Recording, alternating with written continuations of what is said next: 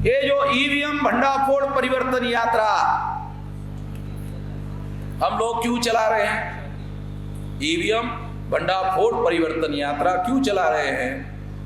इसे जानना बहुत जरूरी है, क्योंकि आप लोगों को ये पता ही नहीं है कि आपके वोटों की चोरी हो रही है। आप लोगों को पता नहीं है। अभी चांद मोहम्मद ने आपको बताया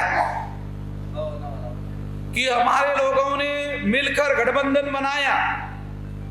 हमारे पूर्व राज्य मंत्री ने भी बताया कि 5-5 लाख लोगों की भीड़ होती थी इकट्ठा, लोगों ने वोट दिया।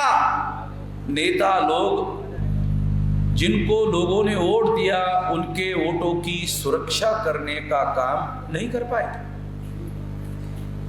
सवाल वोटों की सुरक्षा का है।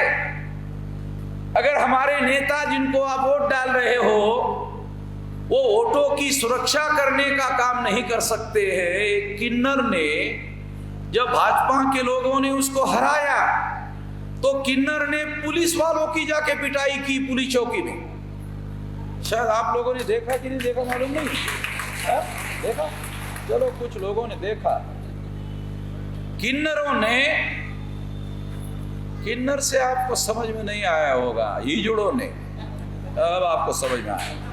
हिजड़ों ने हिजड़े पुलिस चौकी में घुसे, पुलिस की पिटाई की। ये वो उसका वीडियो है।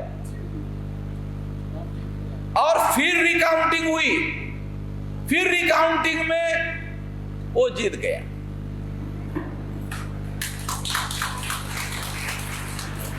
और हमारे नेता वैसे के वैसे रह गए, हार गए, वो हार ही रह गए।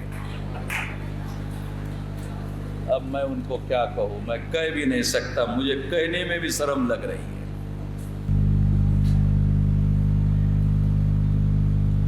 तो इसलिए मैं आप लोगों को, जो हमारे लोग कहे, इस बात को बताने के और समझाने के लिए ये बात मैं आप लोगों को बताना चाहता हूं कि 8 अक्टूबर 2013 को सुप्रीम कोर्ट ने ईवीएम मशीन पर फैसला दिया। मैं अपनी बात नहीं कह रहा हूं, ये सुप्रीम कोर्ट का फैसला। मैं ईवीएम में गड़बड़ी होती है, घोटाला होता है, मैं नहीं कह रहा हूं, सुप्रीम कोर्ट कह रहा है। सुप्रीम कोर्ट ने 8 अक्टूबर 2013 को यह निर्णय दिया कि ईवीएम मशीन के माध्यम से फ्री, फेयर एंड ट्रांसपेरेंट चुनाव नहीं हो सकता। फ्री यानी भ्रष्टाचार मुक्त चुनाव नहीं हो सकता, फेयर यानी निष्पक्ष नहीं हो सकता, ट्रांसपेरेंट यानी पारदर्शी नहीं हो सकता। सुप्रीम कोर्ट ने अपने जजमेंट में लिखा। जब सुप्रीम कोर्ट ने यह निर्णय दिया फ्री, फेयर एंड ट्रांसपेरेंट चुनाव नहीं हो सकता, ये तीनों शब्दों को मिलाकर एक शब्द बनाया जा सकता है। इसका मतलब है ईवीएम मशीन घोटाला करके चुनाव करवा रही है। 3 शब्दों का एक शब्द बनता है। इसका मतलब है ईवीएम मशीन घोटाला करवा के चुनाव करवा रही है। आप लोगों ने अखबारों में कई बार रुपयों के घोटाले की कहानियां बहुत पढ़ी। कभी भी आप लोगों ने ये खबर नहीं पढ़ी वोटों का घोटाला हुआ। रुपए के घोटाला का तो आप लोग सुनते रहे, मगर वोटों का घोटाला हुआ, वोटों की चोरी हुई। आप लोगों के वोटों की चोरी हुई, पैसे की चोरी नहीं हुई, पैसे का घोटाला नहीं हुआ, वोटों की चोरी हुई। और वोट की चोरी करके नरेंद्र मोदी देश का प्रधानमंत्री बने और भारत सरकार का बजट 1 साल का 42 लाख करोड़ का, भारत सरकार का बजट है 1 साल का 42 लाख करोड़ का। 5 साल का बजट होता है 210 लाख करोड़ का। केवल एक साल के बजट का कैलकुलेट करने से। वैसे हर साल बजट 4-5 लाख 10 लाख से बढ़ता जाता है, टैक्स इकट्ठा ज्यादा होता है। हो सकता है अगले साल ये 50 लाख करोड़ का होगा। तो ये घोटाला वोटों का किया और वोटों का घोटाला करवाने के बाद 42 लाख करोड़ रुपए के बजट पर कब्जा किया। ये इतना भयंकर मामला है। और ये जो वोटों का घोटाला हुआ, इस घोटाले को सुप्रीम कोर्ट मानती है और सुप्रीम कोर्ट ने माना कि इस घोटाले को रोकना होगा। और इसलिए सुप्रीम कोर्ट ने इसी जजमेंट में दूसरा और निर्णय दिया। दूसरा क्या निर्णय दिया?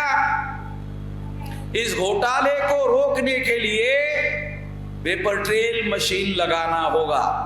ईवीएम एक मशीन है, मशीन पेपरलेस है, वहां पेपर नहीं होता है और इस वजह से घोटाला होता है, पता भी नहीं चलता। इसलिए सुप्रीम कोर्ट ने क्या किया, दूसरा मशीन लगाया। दूसरे मशीन का नाम है पेपर ट्रेल मशीन। इस मशीन में ही पेपर शब्द है, तो इस मशीन में पेपर लगाया गया। अब पेपर लगाने का सुप्रीम कोर्ट ने ऑर्डर देने के बाद मैं आपको, आप लोगों ने शुरू से लेकर अब तक किस तरीके से वोट डाला वो आपको समझाता हूं, ताकि आपको घोटाला कैसा हुआ आपको समझ में आ जाए। 26 जनवरी 1950 को देश में संविधान लागू हुआ और 1952 को प्रथम लोकसभा का चुनाव हुआ। बाबा साहब आम्बेडकर जीवित थे। उस समय जब चुनाव हुआ बैलेट पेपर से हुआ। यहां बहुत सारे बुजुर्ग हैं, उन लोगों ने बैलेट पेपर से वोट दिया है, उनको मालूम है। तो 1952 में जब बैलेट से चुनाव हुआ तो हमारे लोग जब वोट डालने के लिए गए तो उनको बैलेट पेपर दिया गया था। देने के बाद हमारे लोगों ने देखा, एक साइड में देखा कौन कौन कैंडिडेट है, कौन कौन कैंडिडेट है, उम्मीदवार कौन है। दूसरे साइड में देखा चुनाव निशान क्या है, तो देखा गधा है, घोड़ा है, सुअर है, कुत्ता है।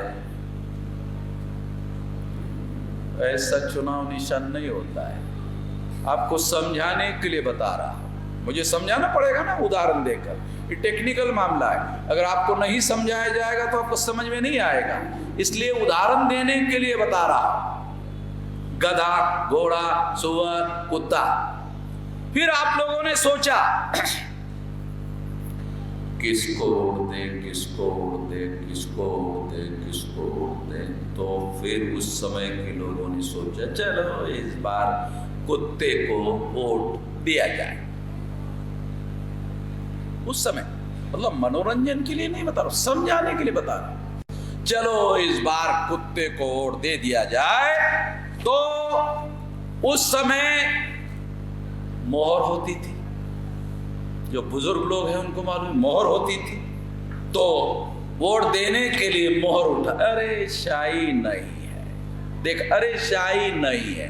तो फिर पैड होता था, इंक का पैड होता था, तो क्या करता था वोटर, शाही लग गई है। और उसके बाद देखता था कुत्ता कहाँ है, कुत्ता है सबसे नीचे कुत्ता है, लग गया है। जैसा मैं लगाना चाहता था वैसे ही लग गया है। फिर उसके बाद वो ऐसा फोल्ड करता था, ऐसा, अरे बड़ा हो गया, छोटा करना हो, फिर छोटा करता था, फिर छोटा करता था, और सब छोटा होने के बाद फिर बैलेट बॉक्स में डालता था। डालने के बाद निश्चिंत होकर घर में जाता था, ये सोचते हुए जाता था कि मैंने जिस कुत्ते को वोट डाला है, मेरा वोट कुत्ते के नाम पर जमा हो गया है, कोई कंफ्यूजन नहीं है, और घर में चला जाता था। ओके, ऐसा होता था बैलेट पेपर जब होता था। जो बुजुर्ग लोग हैं उनको मालूम। अब ईवीएम आ गया, आपको अलग अलग प्रकार के जो वोट है ना, वो कैसे होते हैं वो समझाकर घोटाला समझा रहा। फिर आ गया EVM. EVM means electronic voting machine. Machine आ गया, फिर आप लोग वोट डालने के लिए गए और आपने बटन दबाया। बटन दबाया, बटन दबाया तो आपको तो मोहर लगी कि नहीं लगी देखने की आदत पड़ी हुई है बैलेट पेपर में। तो आपने बटन दबाया, मोहर लगा कि नहीं लगा देखा, दिखाई नहीं दिया। 2004 2009 में तो ईवीएम मशीन था, मोहर दिखाई नहीं देता था। इसलिए सुप्रीम कोर्ट ने अपने जजमेंट में लिखा ये मशीन पारदर्शी नहीं है, यानी दिखाई नहीं देती। ये सुप्रीम कोर्ट ने भी लिखा। तो जब आपने बटन दबाया, आपका मोहर लगा कि नहीं लगा देखा, आपको दिखाई नहीं दिया, तो आपको क्या लगा कि साला वो इधर उधर तो नहीं गिर गया, वोटर तो इधर उधर तो नहीं गिर गया, वो देखने लगा।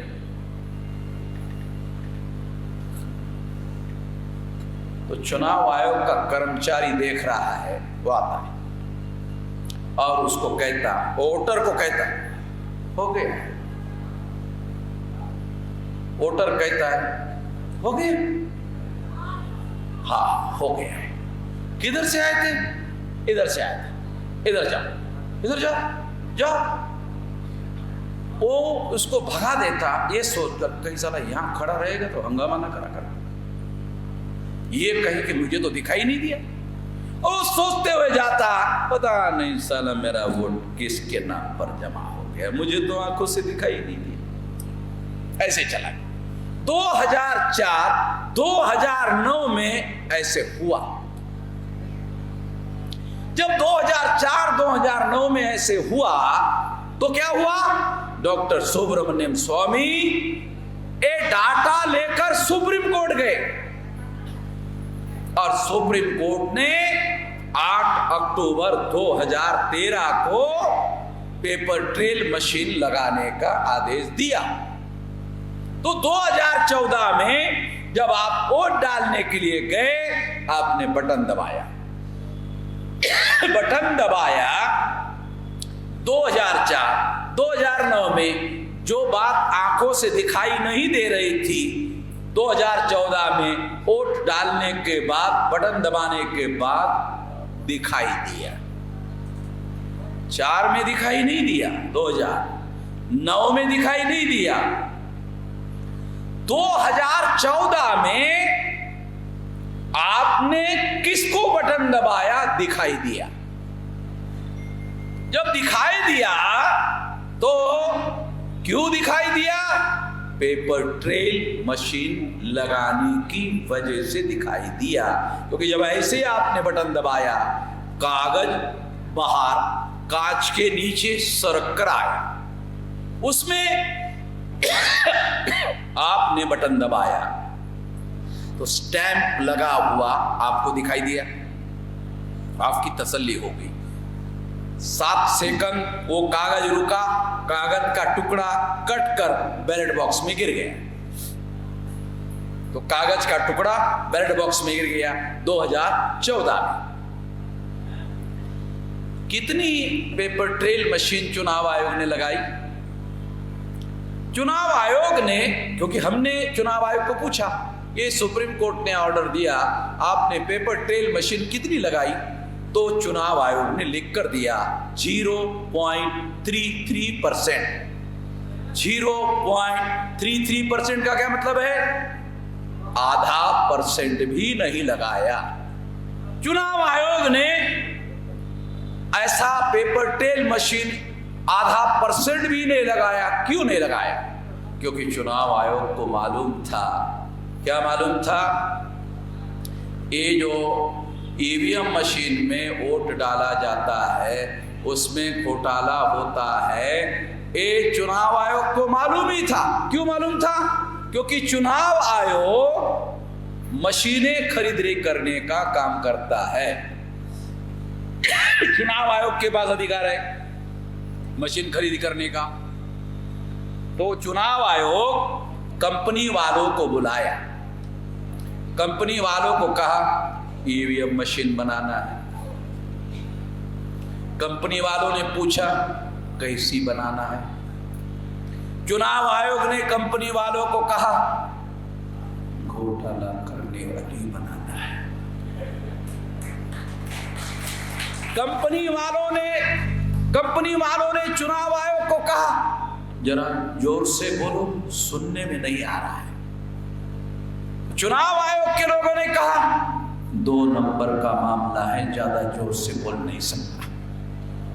चोरी का मामला है, घोटाले का मामला है, ज्यादा जोर से बोल नहीं सकता।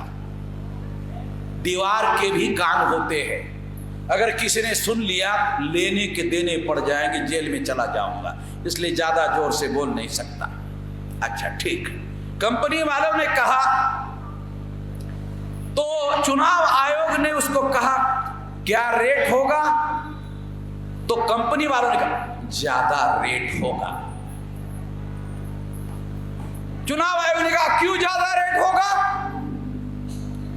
2 नंबर का मशीन बनाना है ना, ईमानदार मशीन चाहिए तो सस्ते में दे देता हूं। कहा कि ईमानदार सस्ते में और घोटाले वाली महंगा में क्यों? कहा घोटाले के लिए सारी दुनिया से टेक्नोलॉजी बनाना पड़ेगा, साला पैसा नहीं ज्यादा खर्चा लगेगा हमको। घोटाला करने वाली मशीन बनाना है तो टेक्नोलॉजी भिड़ाना पड़ेगा ना, तो ज्यादा खर्चा आएगा, इसलिए मशीन महंगी होगी। ईमानदार चाहिए, चुनाव आयोग ने कंपनी वाले ईमानदार चाहिए, सस्ती दे देगा। नहीं, ईमानदार मशीन नहीं चाहिए, घोटाले वाली चाहिए। कोई बात नहीं, महंगी रही तो चलेगा। और क्यों? चुनाव आयोग ने कहा हमारी जेब से थोड़ी पैसा जाता है, ये जो वोटर है ना ये टैक्स पे करते हैं। ये जो वोटर है ये टैक्स देता है, भारत सरकार के पास पैसा जमा होता है और वो पैसे से मशीन खरीदी जाती है, हमारे इलेक्शन कमीशन की जेब से थोड़ी जाती है। महंगा हो कोई बात नहीं, हम लोग महंगे ही खरीदते हैं।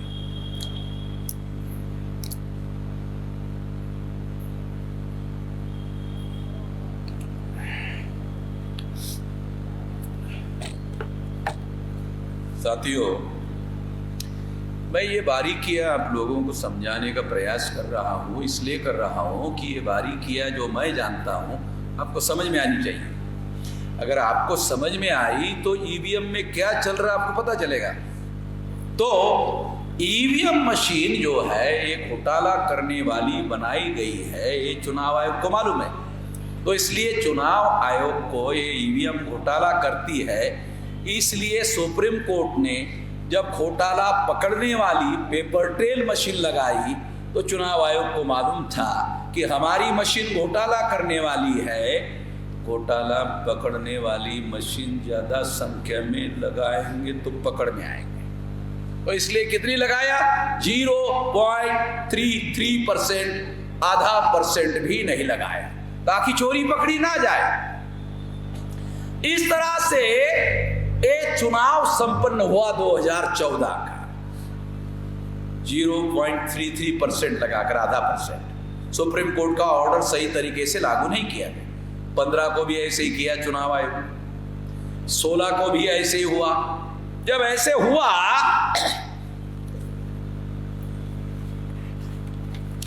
तो मैं एक केस लेकर सुप्रीम कोर्ट गया। मैं आप सब लोगों को ये इसलिए बताना चाहता हूं कि ये कोई मैजिस्ट्रेट की कोर्ट नहीं है। ये सुप्रीम कोर्ट में मुझे जाना पड़ा हमारे बहुत सारे लोगों ने सुप्रीम कोर्ट देखा नहीं होगा, कुछ लोगों ने तो बिल्डिंग भी नहीं देखी होगी, कभी कभी अखबार में छपती है, टीवी में आती है, वो भी नहीं देखी होगी। वैसे यहाँ से दिल्ली ज़्यादा दूर नहीं है, फिर भी नहीं देखा होगा। सुप्रीम कोर्ट में मैं केस लेकर गया। केस लेकर जाने के बाद सुप्रीम कोर्ट ने नोटिस इश्यू किया, चुनाव आयोग के अधिकारियों को बुलाया, सवाल पूछा। चुनाव आयोग के अधिकारियों ने कोई जवाब नहीं दिया। जब जवाब नहीं दिया तो सुप्रीम कोर्ट ने मेरे केस में मेरे फेवर में निर्णय दिया। 17 अप्रैल 2024 अप्रैल 2017 को ये जजमेंट की कॉपी है। यानी सुप्रीम कोर्ट में मैंने आप लोगों की केस लड़ी और जीती।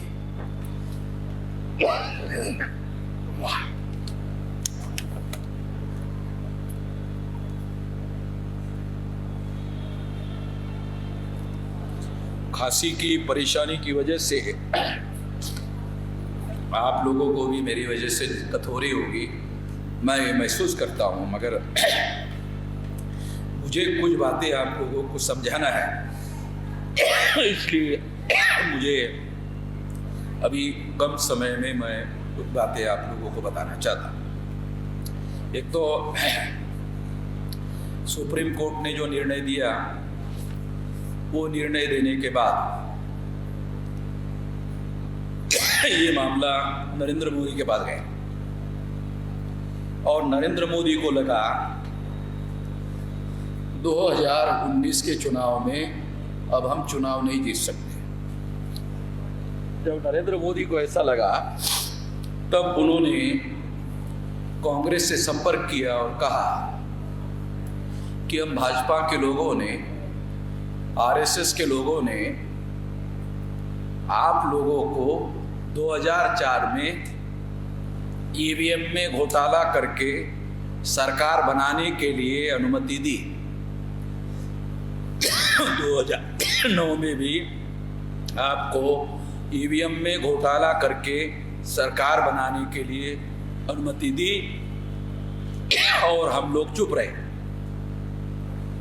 आप लोगों के और हमारे बीच में गुप्त समझौता हुआ कि 2 बार आपकी घोटाले की सरकार हम चलने देंगे और 2 बार हमारे घोटाले की सरकार आप चलने देंगे।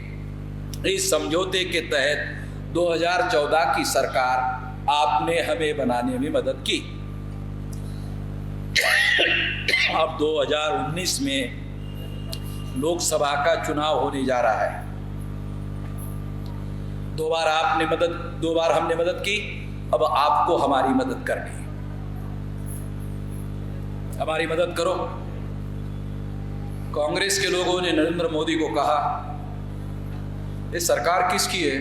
कहा कि हमारी। प्रधानमंत्री कौन है? तो कहा मैं हूं। देश की मशीनरी किसके कब्जे में है? तो कहा मेरे नियंत्रण में। चीफ इलेक्शन कमिश्नर किसने बनाया? तो कहा मैंने बनाया। तो फिर आपको मदद की क्या जरूरत? सारा का सारा तो आपके नियंत्रण में। अगर हमारी सरकार होती तो हम थोड़ी आपको बोलते, हम सारा आप जैसा चाहिए वैसा इस्तेमाल करते, आप भी करो। बीजेपी के लोगों ने कहा कि नहीं, ये सुप्रीम कोर्ट में वामन मेश्राम केस लड़कर के जीत चुका है और वामन मेश्राम ने टांग अड़ा दिया है और वामन मेश्राम की टांग गांधी जी की टांग की तरह सिंगल हड्डी की टांग नहीं है, डबल हड्डी की टांग है। ये आसानी से हटाने लायक टांग नहीं है कि इसको आसानी से हटाया जाए। तो इसलिए आपके मदद की जरूरत है, आपके सहायता की जरूरत है।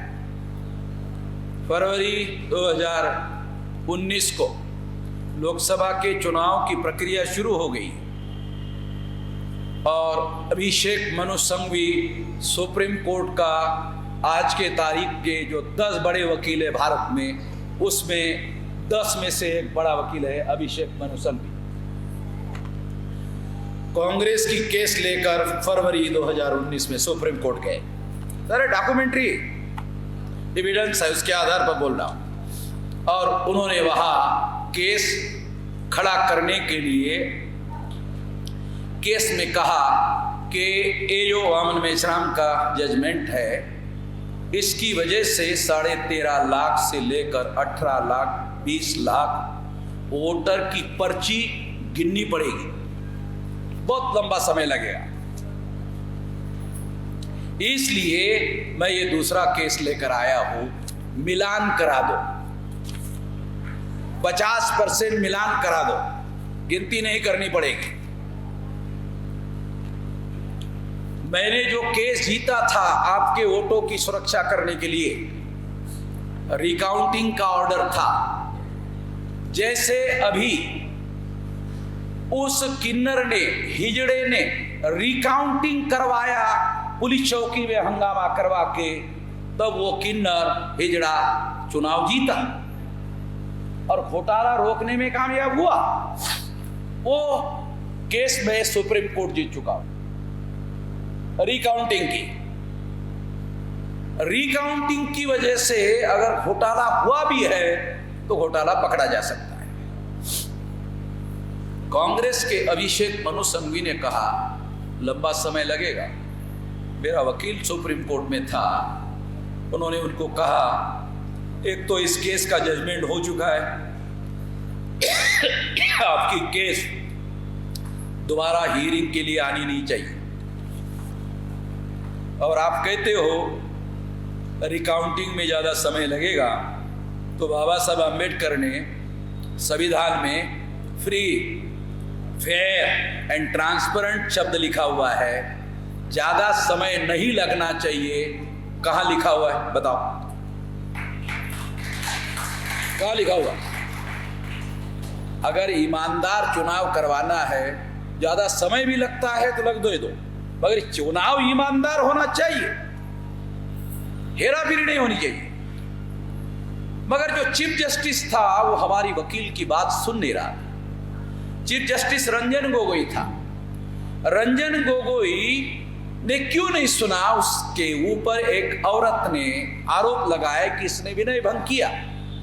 हो सकता है वो औरत आरएसएस और भाजपा ने आरोप लगाने के लिए रखी हो, ऐसा दिखाई दे रहा है। आरोप लगाया, आरोप लगाने की वजह से चीफ जस्टिस ऑफ इंडिया ने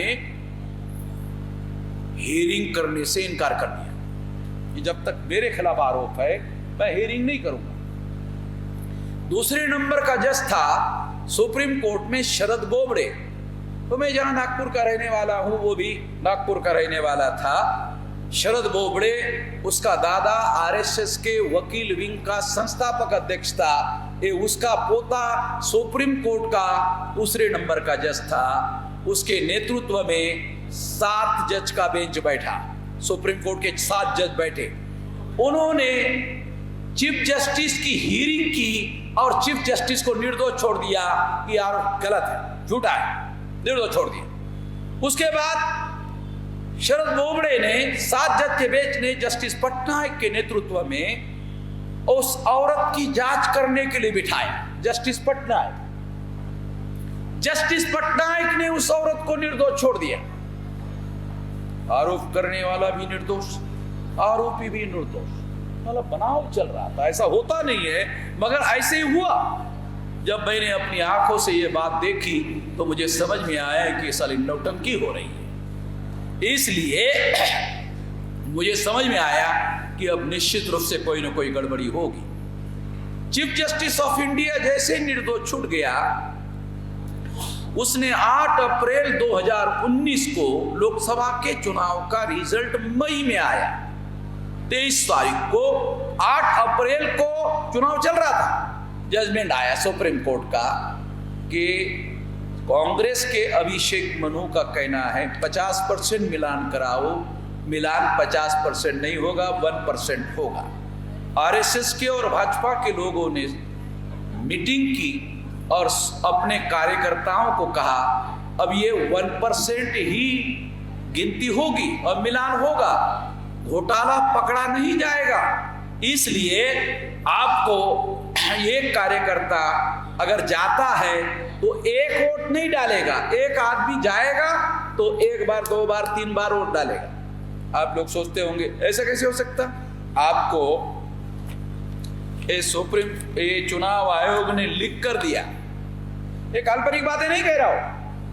चुनाव आयोग ने 373 लोकसभा सीटों में से 220 लोकसभा सीटों में लोगों ने जितने वोट डाले उससे ज्यादा निकले 220 लोकसभा में ज्यादा निकले। नरेंद्र मोदी के चुनाव क्षेत्र में कितने निकले? ज्यादा 11 लाख लोगों ने वोट डाले, 12,87,000 निकले। ज्यादा कितने निकले नरेंद्र मोदी के चुनाव क्षेत्र में? 1,87,000 ज्यादा निकले।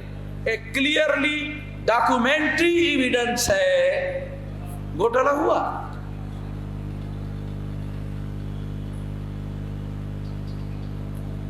उसके बाद कोविड आया, सब बंद हो गया, सुप्रीम कोर्ट भी बंद हो गया है, पता है? उसके बाद सुप्रीम कोर्ट बंद हो गया, अखबार बंद हो गया, आप लोग घर में बंद हो गए। आप लोगों में ये डर पैदा कर दिया गया, बाहर निकलोगे मर जाओगे, घर में रहो। सारा मामला बंद हो गया। और ये जो सुप्रीम कोर्ट का जजमेंट है, ये है ये मामला गायब है। ये हमारे पास डॉक्यूमेंट्री एविडेंस है। 373 लोकसभा में से 220 लोकसभा में ज्यादा वोट निकले नरेंद्र मोदी के चुनाव क्षेत्र में 1,87,000 निकले। बाकी 153 लोकसभा में कम निकले, 153 में कम निकले। मान लो आपने 12 लाख वोट दिया, 11 लाख निकला। एग्जाम्पल के लिए आपने 12 लाख दिया, काउंटिंग में 11 लाख निकला। ये जो कम निकला वो कहां गया? तो जो बीजेपी के लोग हार रहे थे 220 जगह, तो 220 जगह ट्रांसफर कर दिया। अरे समझ में आ रहा? जहां बीजेपी को वोट कम पड़ रहे थे, यहां से उठाया वहां डाल दिया। और इस तरह से बीजेपी 303 लोकसभा की सीटें जीती। कुछ लोग कहते हैं अरे वामन मेश्राम नरेंद्र मोदी के विरोध में इतना कुछ कहते हैं, दूसरे पर कहा होता तो आज इसको अरेस्ट करके जेल में डाल देता। हाँ, बात सही है, बात सही है। मगर वामन मेश्राम कोई गली मोहल्ले का लीडर थोड़ी है, वो तो एक संगठन का राष्ट्रीय अध्यक्ष है। जब गुजरात में गुजरात की सरकार ने मुझे अरेस्ट किया था अहमदाबाद में, तो 550 जिलों के पुलिस चौकियों को हमारे कार्यकर्ताओं ने घेर लिया था। बराबर? तब सरकार को मालूम हुआ अरे बाप रे बाप, इससे तो इनका संगठन और ज्यादा बढ़ेगा। कैसे? गांधी जी जेल में जाते जाते छोटे नहीं हुए, महान हो गए। गांधी जी जेल में जाते जाते छोटे नहीं हुए, महान हो गए। और कितना महान हो गए? तो अंग्रेजों को कहा चले जाओ, भारत छोड़ के चले जाओ। तो ब्राह्मणों ने सोचा इसी तरह से वामन मेश्राम अगर महान हो गया तो कल वामन मेश्राम भी कहेगा ऐ तो भारत छोड़ो चले जाओ, खतरा बढ़ेगा। इसलिए वो मेरे झंझट में नहीं पड़ते हैं। और एक कारण है, नरेंद्र मोदी को ज्यादा मालूम है। आरएसएस के लोगों ने अडवाणी जैसे सक्षम नेता को, जिसने आज की बीजेपी बनाई, उसको साइड लाइन करके बैकवर्ड को प्रधानमंत्री क्यों बनाया? अगर मैंने बैकवर्ड के मुद्दे पर, गिनती के मुद्दे पर 2 बार अगर भारत बंद नहीं किया होता तो नरेंद्र मोदी को आरएसएस वाले प्रधानमंत्री बनाते। अरे मैंने भारत बंद करवाया, इस वजह से आरएसएस के लोगों ने एक बैकवर्ड के आदमी को देश का प्रधानमंत्री बनाने का प्रस्ताव रखा। क्यों? आरएसएस के ब्राह्मणों को लगा अगर इसी तरह से बैकवर्ड का भारत बंद होता रहा 2-4 बार तो 52% ओबीसी वामन मेश्राम के साथ जुड़ जाएगा, और जुड़ जाएगा तो 52 और SC/ST मिलकर 74.5% इकट्ठा हो जाएगा। और अगर इकट्ठा हो गया तो सारा इकट्ठा होकर केंद्र सरकार पर काबिज हो जाएगा। काबिज होने के बाद हम लोगों के पिछवाड़े पे लात मारेंगे। अच्छा है हमारे कहने वाला, हमारे मानने वाला नरेंद्र मोदी प्रधानमंत्री बन जाए, नहीं तो इनका बन गया तो साले पिछवाड़े पे लात मारेंगे। साथियों, ये राजनीति की बातें हैं। अगर थोड़ी बहुत राजनीति आपको समझ में आती है तो जो मैं कह रहा हूं आपको समझ में आ रहा होगा। इतना आसान तो नहीं है कि ये बातें जो मैं कह रहा हूं आपको समझ में आ जाएगी पूरी की पूरी बातें, मगर जो बात मैं आपको बता रहा हूं ये सारी डॉक्यूमेंट्री बातें हैं कि 373 सीटों पर कम और ज्यादा वोटों का आंकड़ा हुआ। आखिरी बात 24 सितंबर 2019 को जो 1% मिलान करने का आंकड़ा हुआ था उसकी पर्चियां बैलेट बॉक्स में बंद थी। चुनाव आयोग को लगा कि वामन मेश्राम सुप्रीम कोर्ट में जाकर ये पर्चियों पर सुप्रीम कोर्ट का सीज न लगा दे। अगर सीज लग गया तो गिनती हो जाएगी, गिनती हो जाएगी तो चोरी पकड़ी जाएगी। चुनाव आयोग ने पर्चियों को डिस्ट्रॉय करने का ऑर्डर दिया, ये भी लिख कर दिया। चुनाव आयोग ने उन कागज की पर्चियों को डिस्ट्रॉय करने का ऑर्डर दिया, ये भी लिख कर दिया चुनाव आयोग ने। साथियों, अभी तक मैंने आपको जितनी बातें कही सारी की सारी बातें सबूतों के साथ कही, तो आपको एक भी बात खुश करने वाली नहीं थी, दुखी करने वाली थी। मगर ये सारी बातें आपके वोटों को बहुत प्लानिंग बनाकर चोरी करने का कार्यक्रम है ईवीएम का। अगर हम लोग वोटों की चोरी बंद करने में कामयाब नहीं हुए तो हम लोगों का भविष्य सत्यानाश। 1848 से लेकर 1956 तक गिनती करो, 52 साल और 56 साल, 108 साल का फुले शाह आम्बेडकर के आंदोलन का संघर्ष, जिसकी बदौलत आपको वोट का अधिकार मिला। 108 साल का संघर्ष करने की वजह से वोट का अधिकार मिला, एक खत्म हो गया। इसको रोकना होगा, तो रोकने के लिए क्या करना होगा? पहला काम क्या करना होगा? ईवीएम में घोटाला होता है, ये आप लोगों को समझाना होगा। मैंने सबसे पहले मेरे सॉफ्टवेयर इंजीनियर लोगों को कहा, तो उन्होंने क्या कहा? पागल हो गए क्या? ईवीएम में गड़बड़ी होती है? कुछ भी बात करते हो। हम लोग तो समझते थे कि वामन मेश्राम को थोड़ा ज्यादा अकल है, ईवीएम में थोड़ी गड़बड़ी होती है, कुछ नहीं हो सकता। ईवीएम में गड़बड़ी नहीं होती। सॉफ्टवेयर इंजीनियर लोग मेरे नजदीकी मित्र मानने के लिए राजी नहीं थे। जब मैंने उनको कहा, अरे मैं नहीं कह रहा हूं, सुप्रीम कोर्ट कह रहा है। सुप्रीम कोर्ट ने कहा, गधे है क्या सुप्रीम कोर्ट में बैठे हुए जज? उनको समझ में नहीं आता, तेरे को ज्यादा अकल है। तो उनका क्या कहना था? अच्छा हमें कैसे मालूम नहीं? तेरे को मालूम नहीं है इसके लिए मैं जिम्मेदार हूं क्या? तेरे को मालूम नहीं है, क्यों मालूम नहीं है? अखबार में खबर ही छपकी नहीं है, टीवी में खबर छपकी नहीं, आई होती तो तुमको पता चलता। मैं तुमको ये सुप्रीम कोर्ट के जजमेंट की कॉपी दिखा रहा हूं, कोई काल्पनिक बात तो कर नहीं रहा हूं। तो मैं एक बात समझ में आई मुझे, जब इंजीनियरों को समझ में नहीं आ रहा, जो मशीन इंजीनियर लोगों ने बनाई उसको समझ में नहीं आ रहा, तो फिर तो हमारे लोगों को क्या समझ में आएगा। इसलिए मैंने राष्ट्रव्यापी जागरण अभियान शुरू करने का फैसला किया कि पहले तो हमारे लोगों को ईवीएम में घोटाला होता है ये हमारे लोगों को समझाना होगा। तो पहला काम हम सारे देश भर में शुरू कर दिए।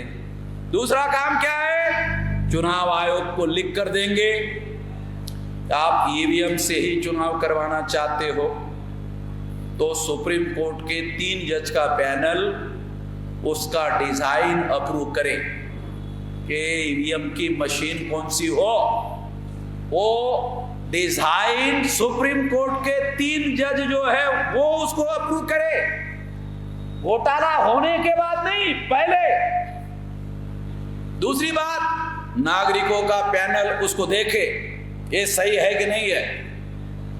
अगर ये बात चुनाव आयोग मानता है तो ठीक है, नहीं मानता है भारत बंद करेंगे।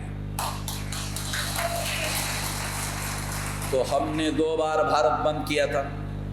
पहली बार आरएसएस के लोगों ने रिजर्वेशन को प्रभाव शून्य करने के लिए 13 पॉइंट रोस्टर लाया। हमने 13 पॉइंट रोस्टर के विरोध में भारत बंद करवाया, 200 पॉइंट रोस्टर लाया वो हमने करवाया।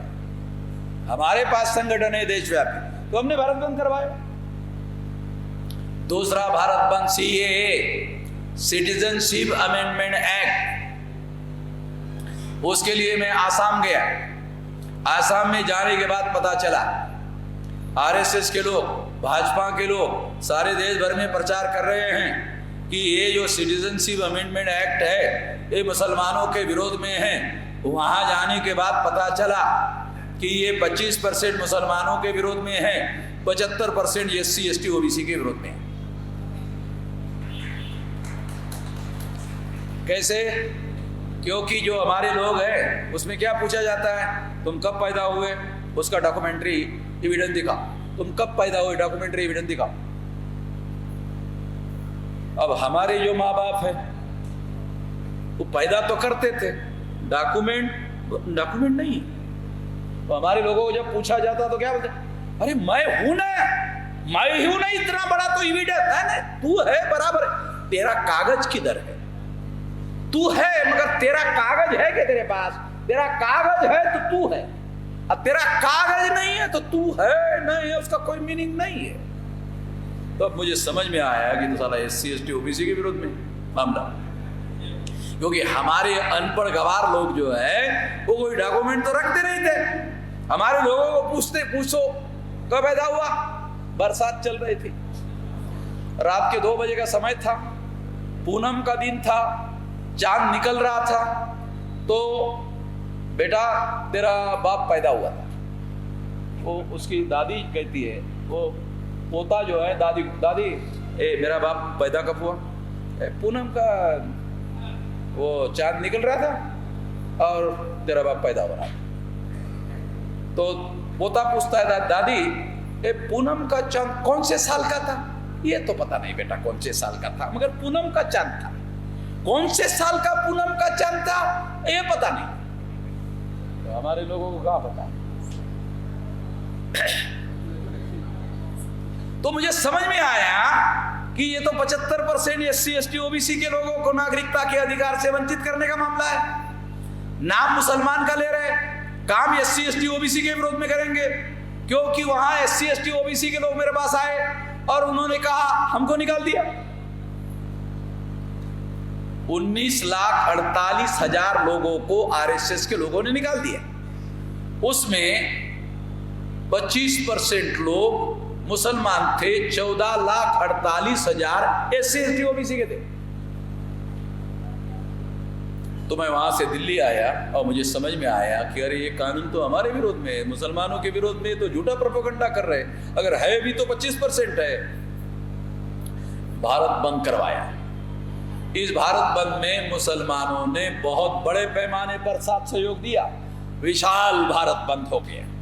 जब विशाल भारत बंद हो गया, मोहन भागवत, अमित शाह, नरेंद्र मोदी, ये बैठे, कहा कि अब तो ये कानून लागू नहीं कर सकते। तब से मैंने वो कानून डब्बे में गोल करके रखा हुआ है, लागू नहीं कर पाया। लोग कहते नरेंद्र मोदी बहुत शक्तिशाली प्रधानमंत्री है, बहुत शक्तिशाली नेता है। मैं भी मानता हूँ नरेंद्र मोदी बहुत शक्तिशाली नेता है, मगर उसका पास किया हुआ कानून वामन मेश्राम ने अभी तक लागू नहीं होने दिया। वामन मेश्राम भी शक्तिशाली है, ज्यादा नहीं है, इतना सा है, मगर नरेंद्र मोदी से इतना ज्यादा है, यही इंपॉर्टेंट है। इसीलिए तो हमने रोकने में कामयाबी हासिल की। अगर हमारी ताकत कम पड़ती तो हमारी बात क्यों मानते? हमारी ताकत ज्यादा निकली, इसलिए तो सरकार को मानना पड़ा। तो इसलिए हम लोगों ने कहा भारत बंद करेंगे। अगर चुनाव आयोग हमारी बात नहीं मानता है तो भारत बंद करेंगे। भारत बंद करने के बाद भी अगर चुनाव आयोग नहीं मानता है तो 2024 के चुनाव में ईवीएम मशीन फोड़ेंगे।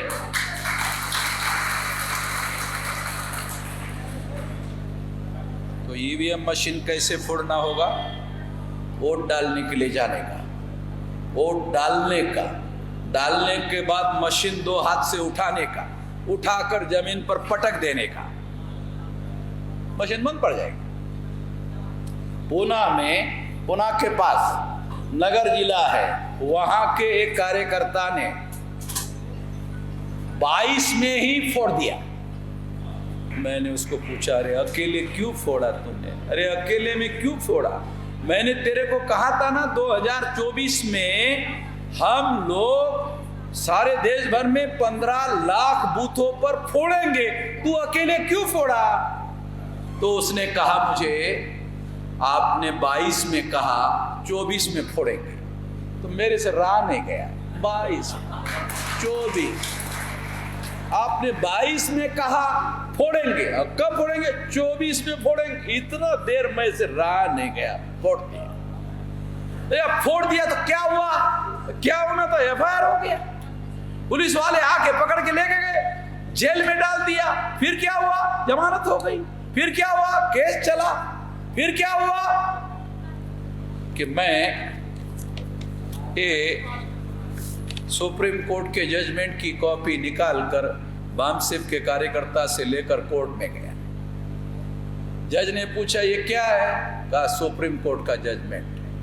इसमें क्या लिखा है कि ईवीएम मशीन के संबंध में लिखा है, और सुप्रीम कोर्ट ने कहा कि ईवीएम में घोटाला होता है। अच्छा, ये सुप्रीम कोर्ट ने कहा, ये तू पढ़ता है? कहा कि नहीं, अंग्रेजी में मैं नहीं पढ़ सकता। तो किसने दिया? वामन मेश्राम ने दिया। अच्छा, तो जब तू पढ़ नहीं सकता तो काहे के लिए लाया? कहा आपके लिए लाया। अच्छा, मेरे लिए लाया? अल्लाह दे दे। जज ने देखा, पढ़ा, हाँ सुप्रीम कोर्ट का ऑर्डर है, ओके, तेरे को निर्दोष छोड़ दिया जाता है, जा। उसने मशीन फोड़ा, फिर भी उसको निर्दोष छोड़ दिया। अगर हम लोग 15 लाख ईवीएम मशीन में फोड़ेंगे, हमको कौन पकड़ने वाला है? 15 लाख को थोड़ी पकड़ा जाता, चलो एक को नहीं पकड़ सकते। इसलिए आप लोगों को आखिरी बात कहता हूं, जब ईवीएम मशीन फोड़ने की जरूरत होगी तो क्या आप लोग अपने संवैधानिक अधिकार, वोट का अधिकार बचाने के लिए, ईवीएम फोड़ने के लिए कितने लोग तैयार हैं? हाथ खड़े करें। अरे 100% है, 100। मैं तो सोच